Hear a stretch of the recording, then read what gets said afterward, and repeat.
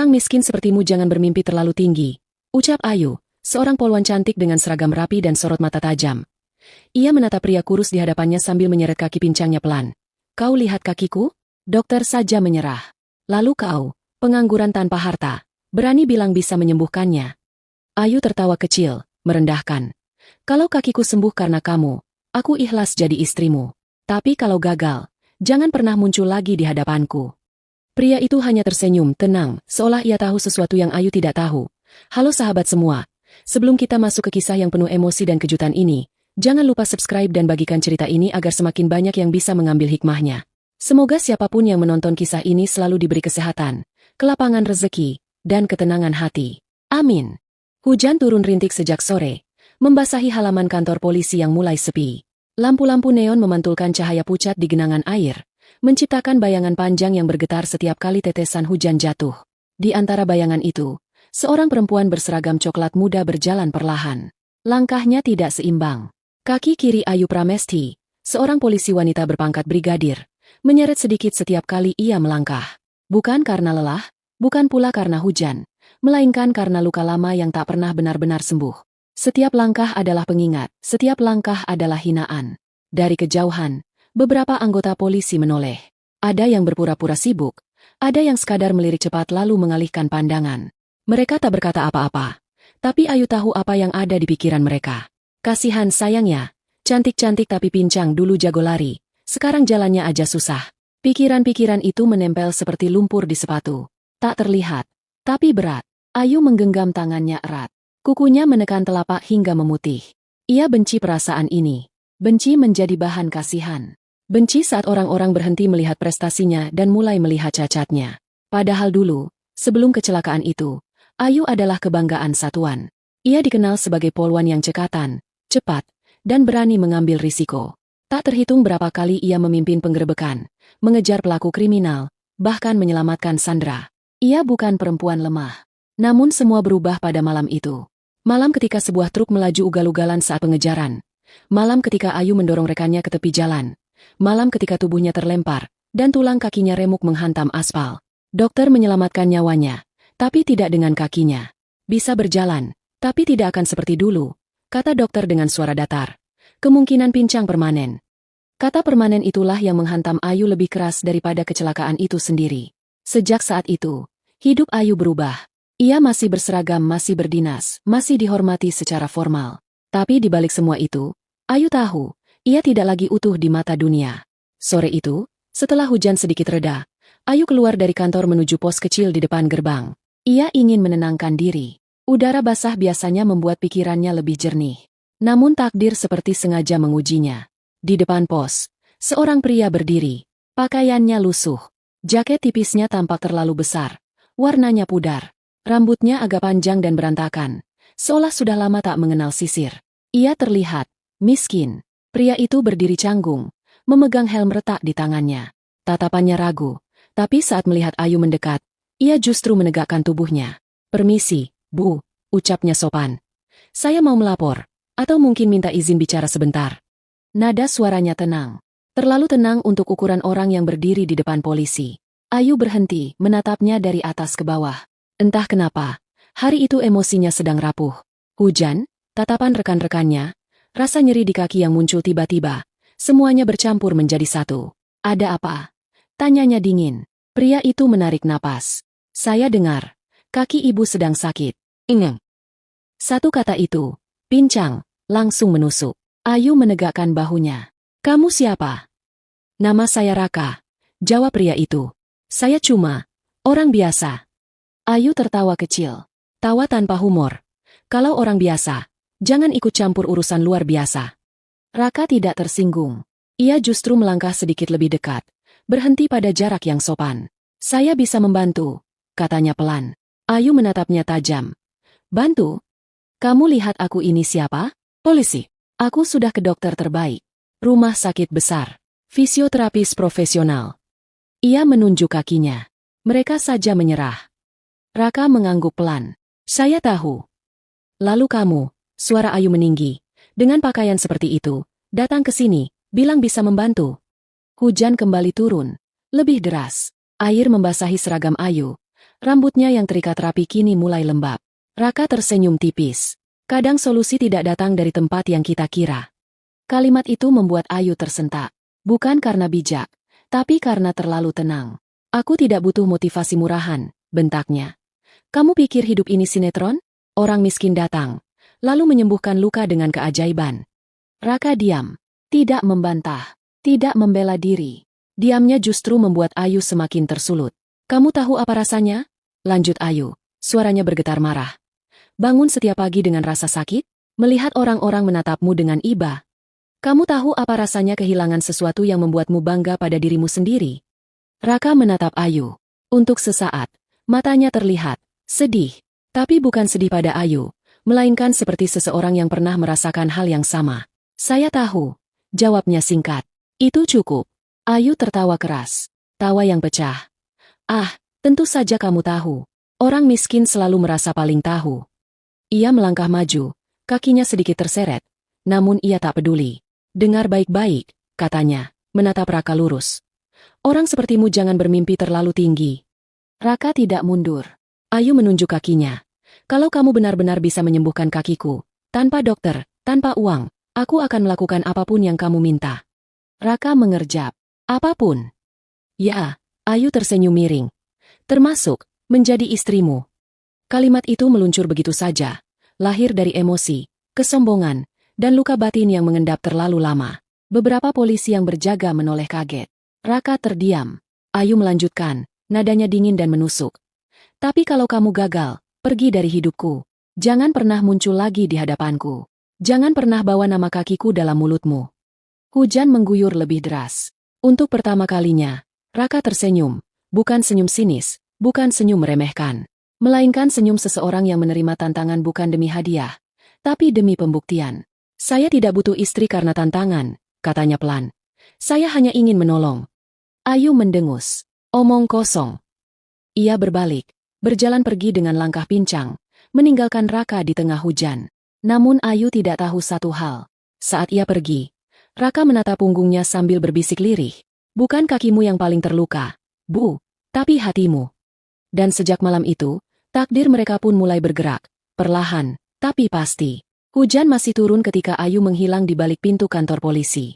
Suara langkah pincangnya semakin menjauh, bercampur dengan gemericik air yang memantul di aspal. Raka tetap berdiri di tempatnya, membiarkan tubuhnya basah. Jaket tipis yang ia kenakan sudah tak mampu lagi menahan dingin, tapi ia tak bergeming. Beberapa polisi yang berjaga memandangnya dengan ekspresi aneh, antara heran dan curiga. Mas, kamu kenal Bu Ayu? Tanya salah satu polisi dengan nada waspada. Raka menggeleng pelan. Tidak, saya hanya ingin membantu. Polisi itu mendengus kecil. Kalau mau cari sensasi, cari tempat lain. Jangan bikin ribut di sini. Raka mengangguk hormat.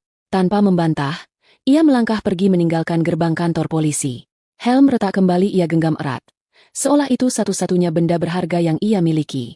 Tidak ada yang tahu, di balik punggung kurus dan pakaian lusuh itu, tersimpan riwayat hidup yang panjang, pahit, dan penuh pengorbanan. Raka tinggal di sebuah rumah petak sempit di ujung kota. Bukan rumah, lebih tepat disebut ruang sisa. Dindingnya terbuat dari papan yang mulai lapuk, atap seng berkarat, dan lantai semen yang retak di sana-sini. Jika hujan turun deras, air akan merembes dari sudut atap, menetes tepat di ember plastik biru yang sudah disiapkan sejak lama. Ia hidup sendiri. Tidak ada istri, tidak ada anak, tidak ada orang yang menunggu di rumah. Malam itu, setelah mengganti pakaian basah dengan kaos tipis yang warnanya sudah memudar, Raka duduk di kursi kayu kecil. Ia membuka tas kainnya dan mengeluarkan beberapa barang sederhana, buku catatan lusuh, pulpen, dan selembar foto lama. Foto itu menunjukkan seorang pria muda berseragam putih, berdiri di depan sebuah klinik rehabilitasi. Wajahnya lebih berisi, matanya lebih cerah. Itu dirinya, Raka bertahun-tahun lalu. Ia menghela napas panjang. Apa aku terlalu lancang? Gumamnya sendiri. Bayangan wajah Ayu muncul di benaknya. Tatapan tajam. Senyum menghina. Nada suaranya yang penuh luka dan kesombongan. Namun di balik semua itu, Raka melihat sesuatu yang lebih dalam, ketakutan. Ia tahu rasa itu. Dulu, Raka bukan pria miskin. Ia lulusan terbaik jurusan fisioterapi di salah satu universitas ternama. Namanya dikenal di kalangan medis sebagai terapis berbakat dengan pendekatan yang tidak biasa, menggabungkan ilmu, disiplin, dan pendekatan psikologis pasien. Ia tidak hanya menyembuhkan tubuh, tapi juga menguatkan mental. Pasien-pasiennya pulih lebih cepat. Bahkan beberapa kasus yang dianggap mustahil oleh dokter lain, perlahan menunjukkan kemajuan di tangannya. Namun satu kesalahan, atau lebih tepatnya, satu pilihan hidup, menghancurkan segalanya. Raka pernah menolak permintaan seorang pejabat kaya yang ingin laporan medis anaknya dimanipulasi demi klaim asuransi. Ia tahu risikonya, tapi ia menolak. Beberapa minggu kemudian, namanya terseret kasus malpraktik palsu. Klinik tempatnya bekerja lepas tangan. Rekan-rekan menjauh. Lisensinya dicabut sementara. Tidak ada yang mau mendengarkan penjelasannya. Dalam hitungan bulan, Raka kehilangan pekerjaan, reputasi, dan tabungan. Dunia medis yang dulu memujanya, kini menutup pintu rapat-rapat. Namun satu hal tidak pernah hilang, pengetahuannya. Dan keyakinannya bahwa setiap tubuh bisa sembuh, jika diberi kesempatan dan kesabaran. Pertemuan dengan Ayu bukan kebetulan. Beberapa hari sebelum itu, Raka melihat Ayu di sebuah minimarket. Cara jalannya menarik perhatiannya. Langkah yang tertahan, beban yang tidak seimbang, dan ekspresi wajah seseorang yang menahan rasa sakit sekaligus amarah. Sebagai terapis, insting Raka langsung bekerja. Bukan hanya cedera fisik, gumamnya kala itu. Itu trauma. Ia mencari tahu, bertanya ke sana-sini, hingga akhirnya tahu bahwa Ayu adalah polwan yang pernah mengalami kecelakaan saat bertugas. Sejak saat itu, Raka bimbang. Ia tahu mendekati seorang polisi bukan perkara mudah, apalagi dengan kondisi dirinya sekarang. Namun hatinya tidak tenang jika hanya berpura-pura tidak melihat. Maka malam itu, ia memberanikan diri, dan ia menerima hinaan. Di sisi lain kota, Ayu duduk di kamar dinasnya. Hujan di luar masih turun, tapi pikirannya lebih ribut daripada suara apapun. Kata-kata Raka terngiang. Saya bisa membantu. Saya tahu. Ia melemparkan tasnya ke kursi, lalu duduk di tepi ranjang. Kaki kirinya kembali terasa nyeri, seolah menertawakannya. Kurang ajar, gumamnya. Namun kemarahan itu tidak sepenuhnya utuh. Ada bagian kecil dalam dirinya yang goyah. Kenapa pria itu tidak marah? Kenapa tatapannya tidak merendahkan balik? Kenapa senyumnya terakhir terasa begitu yakin? Ayu menggeleng keras, seakan ingin mengusir pikiran itu. Dia cuma orang miskin, katanya pada diri sendiri. Tidak mungkin. Namun di lubuk hati terdalamnya, Ayu lelah. Lelah berpura-pura kuat, lelah menolak harapan, lelah hidup dengan luka yang tak kunjung sembuh. Keesokan paginya, Raka kembali ke gerbang kantor polisi. Bukan untuk memaksa, bukan untuk menagih janji. Ia hanya berdiri di seberang jalan, mengamati dari jauh. Ayu keluar bersama beberapa rekannya. Ia berjalan tertatih, berusaha tetap tegap. Tatapannya lurus ke depan, tapi Raka tahu, setiap langkah itu menyakitkan. Ketika Ayu akhirnya menoleh dan melihat Raka berdiri di sana, wajahnya langsung mengeras. Kamu lagi, katanya dingin. Saya hanya ingin memastikan, jawab Raka tenang. Apakah ibu masih ingin menepati tantangan itu? Beberapa rekan Ayu berhenti. Suasana menjadi canggung. Ayu menatap Raka lama. Lama sekali. Seolah sedang menimbang antara harga diri dan secercah harapan yang selama ini ia kubur. Apa rencanamu? Tanya Ayu akhirnya. Raka tersenyum tipis. Tidak ada rencana besar. Hanya proses. Aku tidak punya waktu, balas Ayu cepat. Justru penyembuhan butuh waktu, jawab Raka lembut. Hening. Ayu menghela napas kasar. Baik, aku beri kamu kesempatan. Nada suaranya datar, tapi jantungnya berdegup lebih cepat dari biasanya. Tapi dengar baik-baik, lanjutnya. Satu kesalahan saja, kamu pergi. Raka mengangguk. Saya mengerti. Ia tidak tahu apakah ia akan berhasil. Ia tidak tahu apakah Ayu akan mempercayainya. Namun satu hal pasti, ini bukan lagi soal tantangan, bukan soal pernikahan. Ini tentang dua manusia yang sama-sama terluka, berdiri di persimpangan takdir. Dan langkah pertama, baru saja dimulai. Tidak semua orang miskin karena malas. Tidak semua orang sombong karena jahat. Kadang, kemiskinan adalah harga dari kejujuran dan kesombongan adalah tameng dari rasa sakit. Pada bab berikutnya, kita akan masuk ke proses penyembuhan yang penuh konflik, penolakan, dan benturan ego, saat Ayu mulai menyadari bahwa luka terbesarnya bukan di kaki, melainkan di hati. Pagi itu udara terasa lebih dingin dari biasanya. Langit masih kelabu, seakan ragu untuk sepenuhnya terang. Di halaman belakang rumah dinas, Ayu berdiri dengan seragam olahraga sederhana, kaos abu-abu dan celana training hitam. Rambutnya diikat rendah, tanpa riasan wajah, tanpa atribut pangkat.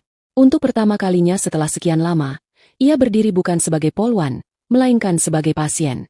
Dan itu membuat dadanya terasa sesak. Di hadapannya, Raka berdiri dengan pakaian yang sama sederhananya seperti hari-hari sebelumnya.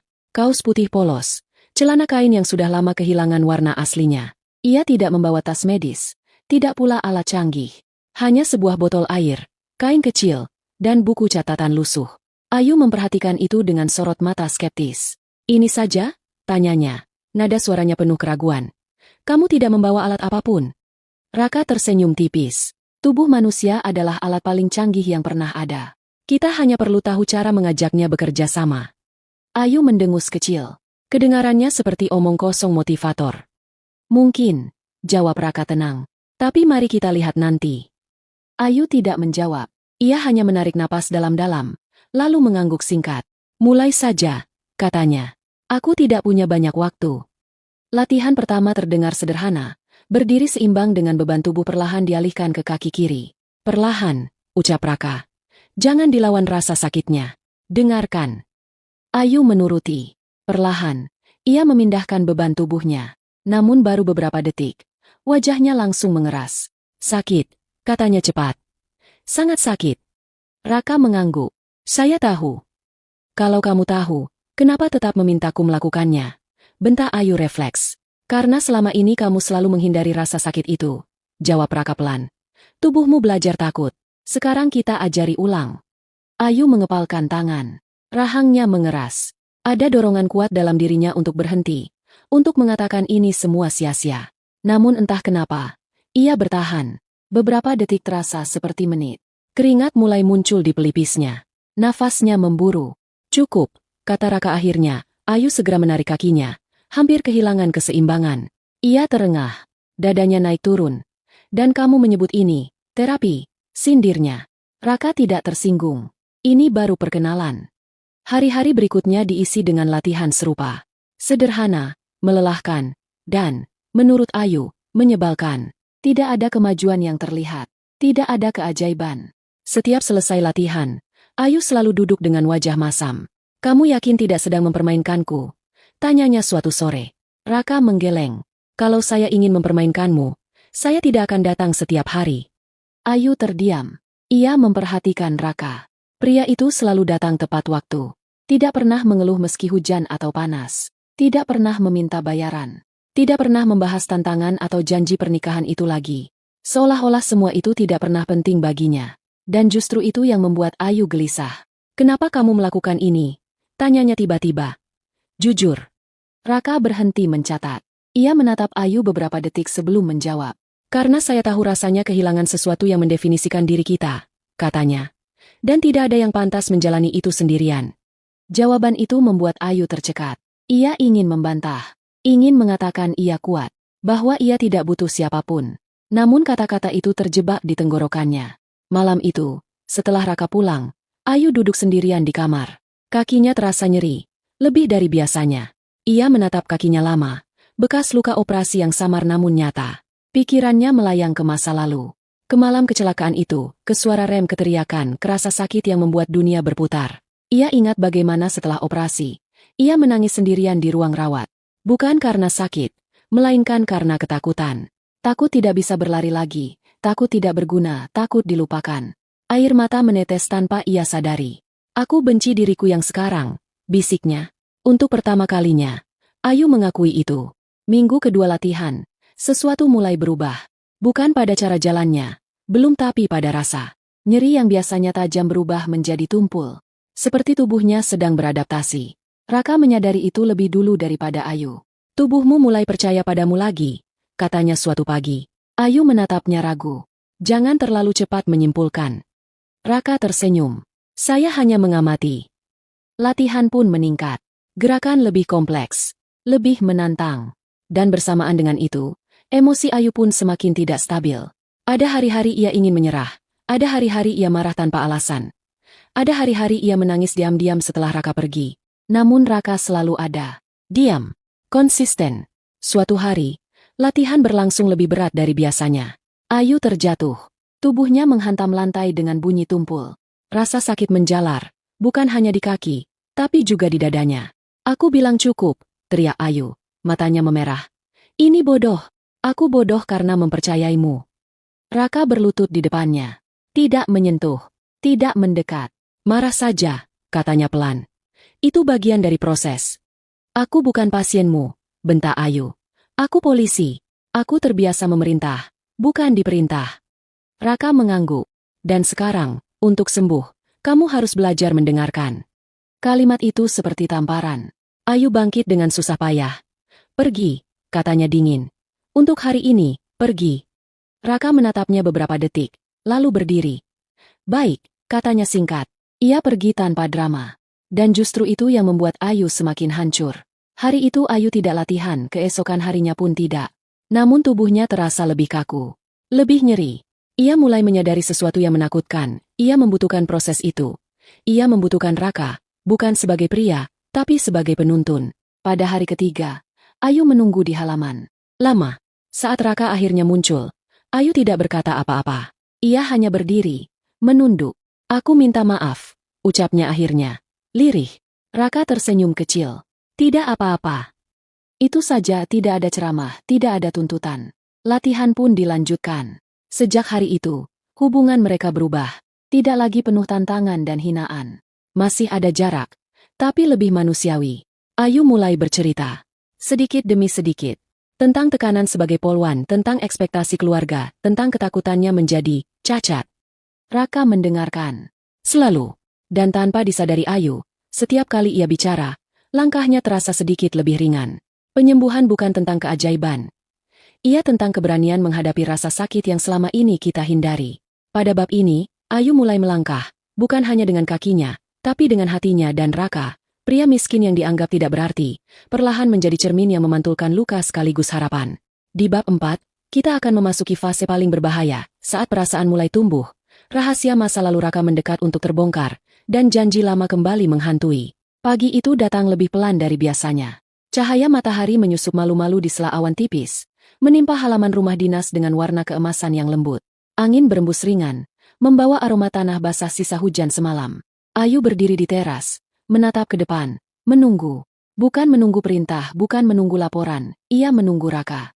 Kesadaran itu membuat dadanya bergetar kecil. Ia tidak tahu sejak kapan kebiasaan ini terbentuk. Menghitung waktu, memperhatikan langkah dari kejauhan, merasa gelisah jika sosok itu tak kunjung terlihat. Saat Raka akhirnya muncul di ujung jalan kecil, membawa botol air dan buku catatan yang sama, Ayu menghela napas tanpa sadar. Lega, perasaan yang ia benci akui. Kita mulai lebih pagi hari ini, kata Raka setelah menyapa singkat. Ayu mengangguk. Aku siap. Kata-kata itu terdengar sederhana, tapi baginya bermakna besar.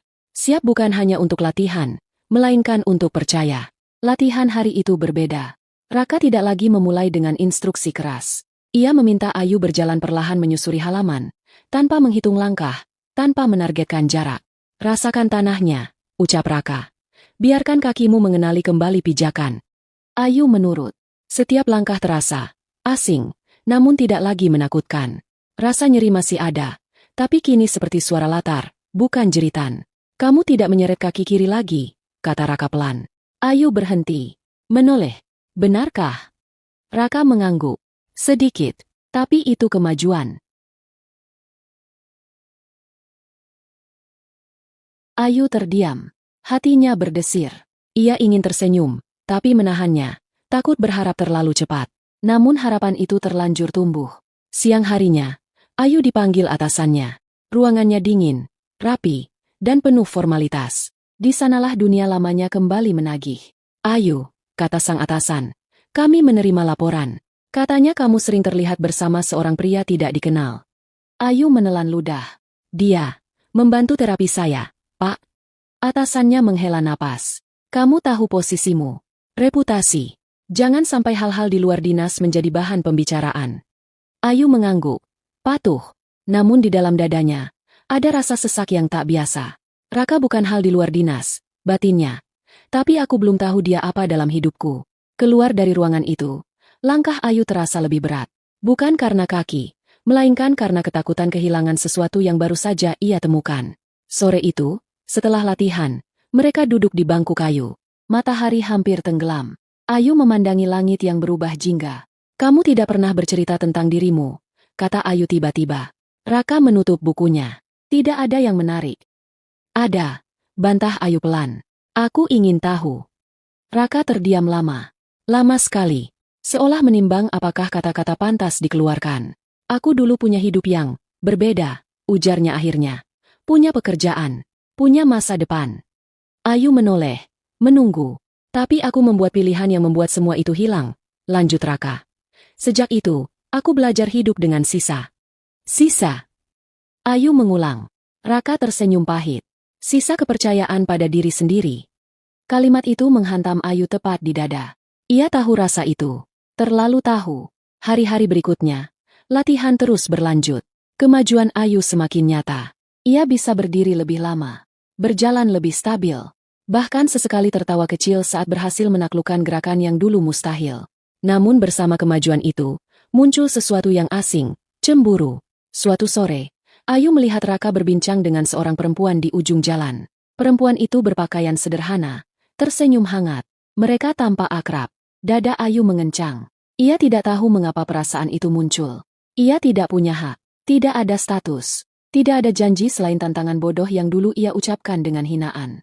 Namun rasa itu nyata. Apa latihannya hari ini? Tanya Ayu dingin saat Raka mendekat. Raka menatapnya heran. Kita ulang latihan keseimbangan. Ayu mengangguk singkat. Sepanjang latihan, ia diam. Gerakannya kaku. Fokusnya buyar. Berhenti, kata Raka akhirnya. Kamu tidak hadir hari ini. Aku hadir, bantah Ayu. Tubuhmu hadir. Hatimu tidak, jawab Raka lembut. Ayu membuang muka. Ia tidak siap menghadapi kebenaran itu. Malam itu Ayu tidak bisa tidur.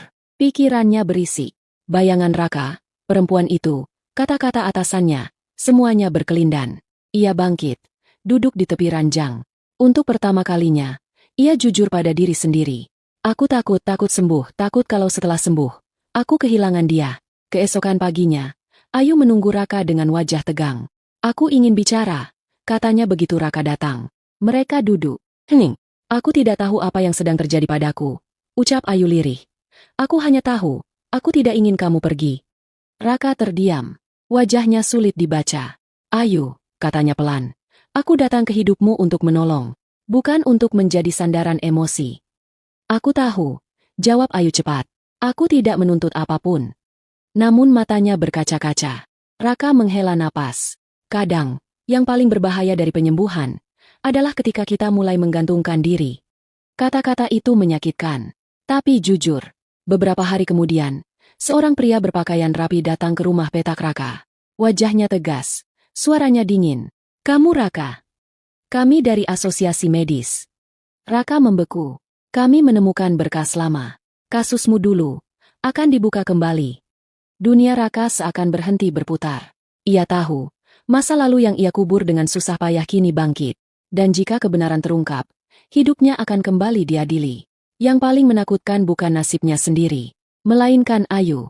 Sejak hari itu, Raka berubah. Ia masih datang, masih melatih. Tapi ada jarak baru. Senyumnya jarang. Tatapannya sering kosong. Ayu merasakannya. Kamu kenapa? Tanyanya. Tidak apa-apa, jawab Raka singkat. Ayu tahu itu bohong. Tapi ia tidak memaksa. Latihan tetap berjalan. Kemajuan Ayu semakin jelas. Ia bisa berjalan tanpa tongkat di jarak pendek. Orang-orang mulai memperhatikan. Sebentar lagi kamu tidak butuh aku, kata Raka suatu sore. Ayu menatapnya tajam. Jangan bicara seperti itu. Raka tersenyum kecil. Itu tujuan kita, bukan? Ayu ingin membantah. Tapi kata-kata itu terjebak di tenggorokan. Penyembuhan membawa harapan. Harapan membawa rasa dan rasa membawa risiko. Di bab ini, Ayu mulai menyadari bahwa langkahnya semakin kuat, sementara hatinya semakin rapuh. Raka, yang datang sebagai penolong, kini berdiri di persimpangan antara masa lalu yang menghantui dan perasaan yang tak ia rencanakan. Langit sore itu tampak lebih berat dari biasanya. Awan menggantung rendah, seolah menyimpan hujan yang belum siap jatuh. Ayu berdiri di halaman rumah dinas dengan langkah yang kini jauh lebih stabil. Tidak sempurna, tapi cukup untuk membuat orang-orang menoleh dengan kagum. Langkahmu sudah jauh berubah, kata seorang rekan polwan sambil tersenyum. Terapi di mana, Yu? Ayu tersenyum kecil. Belajar sabar, jawabnya singkat. Ia tidak berbohong, hanya tidak menceritakan seluruh kebenaran. Namun di balik kemajuan itu, hati Ayu justru dipenuhi kegelisahan. Sudah beberapa hari Raka terlihat berbeda. Tatapannya sering kosong, senyumnya dipaksakan, dan jawabannya pendek-pendek. Seolah ia sedang memikul sesuatu yang terlalu berat untuk dibagi. Dan hari itu, firasat Ayu terbukti. Raka sedang menunggu Ayu di halaman kecil tempat mereka biasa berlatih ketika dua pria berpakaian rapi mendekat. Salah satunya memegang map coklat tebal. "Saudara Raka Pradipta?" tanya pria itu formal. Raka menegakkan tubuh. "Iya. Kami dari Asosiasi Rehabilitasi Medis Nasional. Kami perlu bicara." Ayu yang baru datang berhenti melangkah. Jantungnya berdegup cepat. "Ada apa ini?" tanyanya refleks. Pria itu menoleh sopan. "Maaf, ibu siapa?" "Saya." Ayu terdiam sejenak, lalu menjawab tegas. "Saya aparat kepolisian. Ada yang bisa saya bantu?" Raka menatap Ayu sekilas. Ada permohonan diam di matanya. "Jangan ikut campur. Kami hanya ingin mengklarifikasi beberapa hal," ujar pria bermap itu. "Terkait kasus lama saudara Raka. Tuduhan malpraktik." Kata itu seperti petir. "Malpraktik?" Ayu menoleh ke Raka. "Apa maksudnya?" Raka menutup mata sejenak. Saat ia membukanya kembali, ada kelelahan panjang di sana. "Kita bicarakan nanti," katanya pelan. Namun Ayu tidak bisa begitu saja melepaskannya. Sore itu, latihan dibatalkan. Mereka duduk berhadapan di bangku kayu. Angin bertiup pelan, tapi suasana terasa dingin. "Kamu bilang tidak ada yang menarik dari masa lalumu," kata Ayu lirih. "Kamu bohong." Raka menghela napas panjang. "Aku tidak bohong. Aku hanya tidak siap."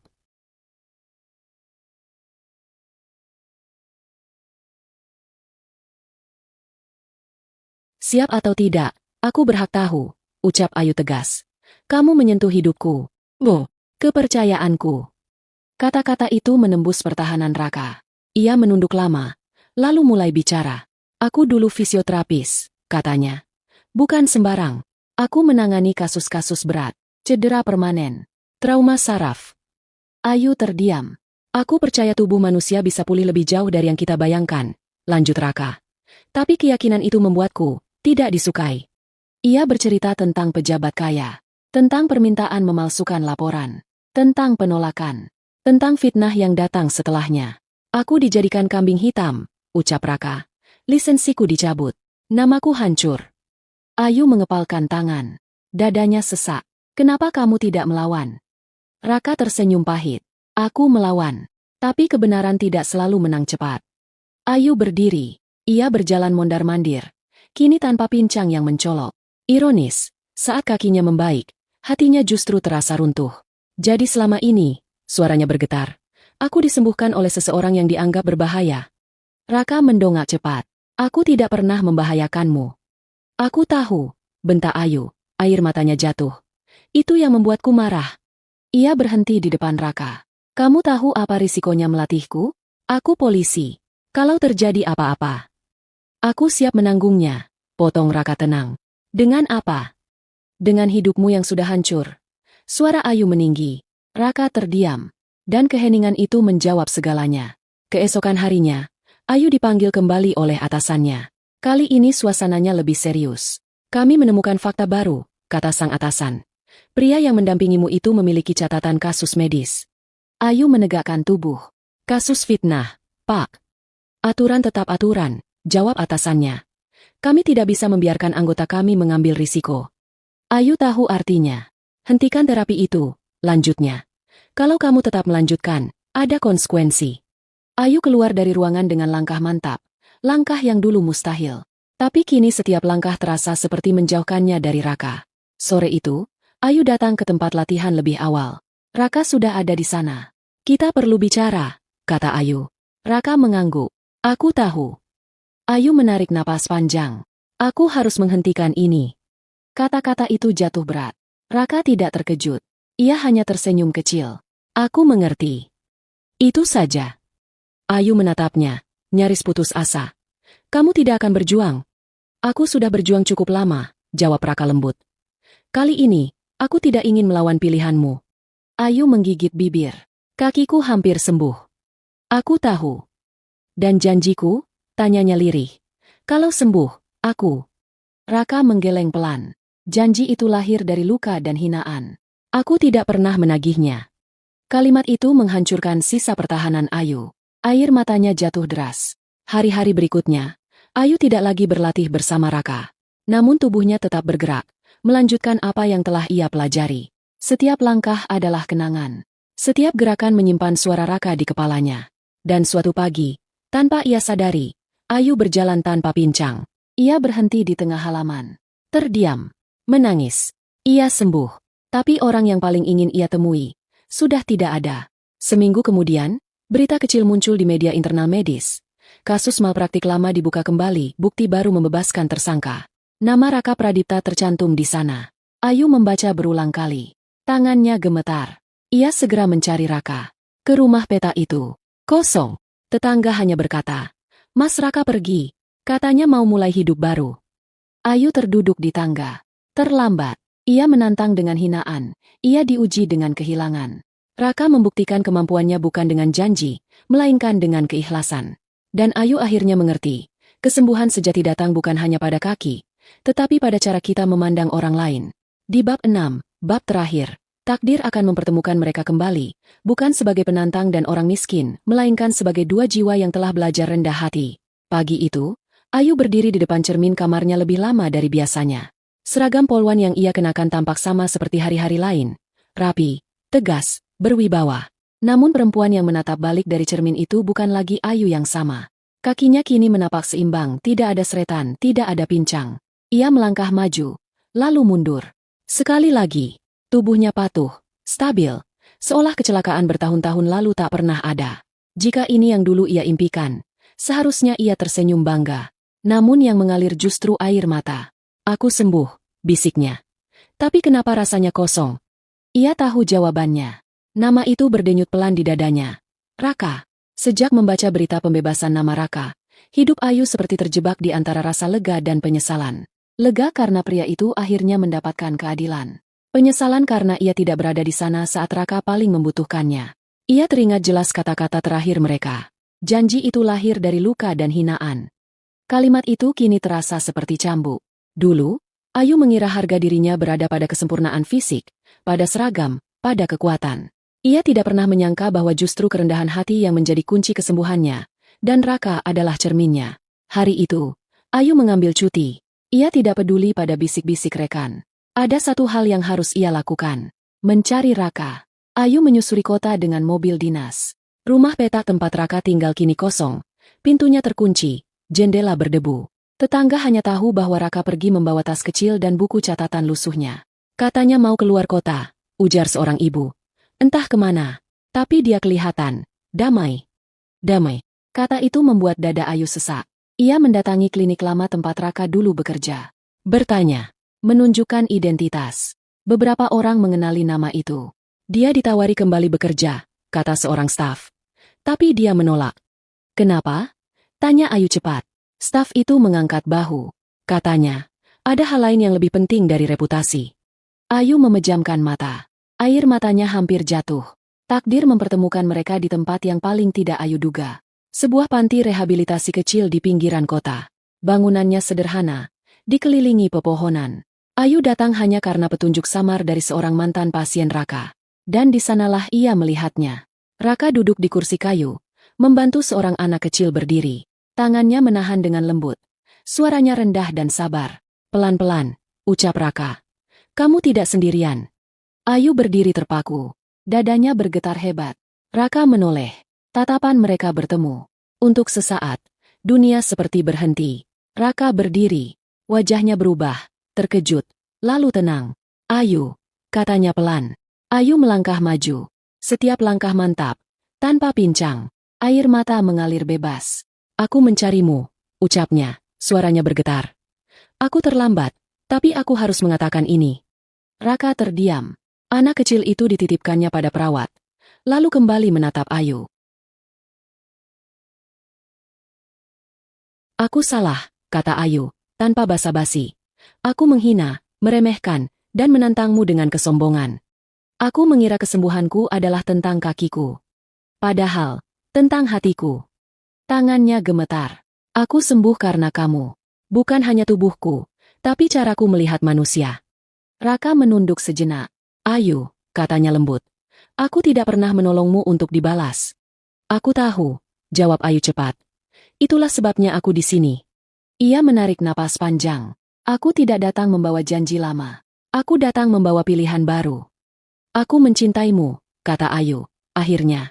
Bukan karena tantangan, bukan karena kesembuhan, tapi karena kamu melihatku sebagai manusia. Bahkan saat aku tidak melihatmu sebagai itu. Hening. Raka mengangkat wajahnya. Matanya berkaca-kaca.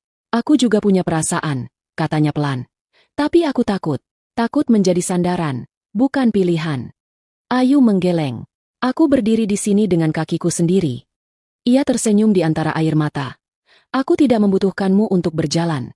Aku menginginkanmu untuk berjalan bersama. Kalimat itu memecahkan dinding terakhir di hati Raka. Raka tersenyum.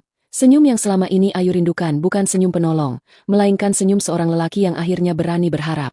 Kalau begitu, ucap Raka, aku ingin memulai dari yang paling sederhana. Ia menengadahkan tangan. Kita minta izin pada Tuhan. Mereka berdiri berdampingan. Dalam sunyi panti kecil itu, Raka memanjatkan doa lirih. Doa tentang luka yang disembuhkan, hati yang direndahkan, dan jalan hidup yang dipersatukan dengan cara yang benar. Ayu menangis, bukan karena sedih, melainkan lega. Beberapa bulan kemudian, Ayu berdiri di pelaminan sederhana, tanpa kemewahan berlebihan, tanpa sorot kamera besar. Ia berjalan menuju Raka, tanpa pincang, tanpa ragu. Saat akad diucapkan, Ayu menunduk penuh haru. Janji yang dulu lahir dari hinaan kini ditepati dengan keikhlasan. Bukan sebagai hadiah tantangan, melainkan sebagai anugerah takdir. Kadang, Tuhan mematahkan langkah kita, agar kita belajar melihat ke bawah. Kadang, Ia mempertemukan kita dengan seseorang yang tampak tidak punya apa-apa, untuk mengajarkan bahwa nilai manusia tidak diukur dari harta, jabatan, atau kesempurnaan fisik. Ayu sembuh, Raka dipulihkan. Dan mereka melangkah bersama, bukan karena janji yang dipaksakan, melainkan karena cinta yang lahir dari kerendahan hati.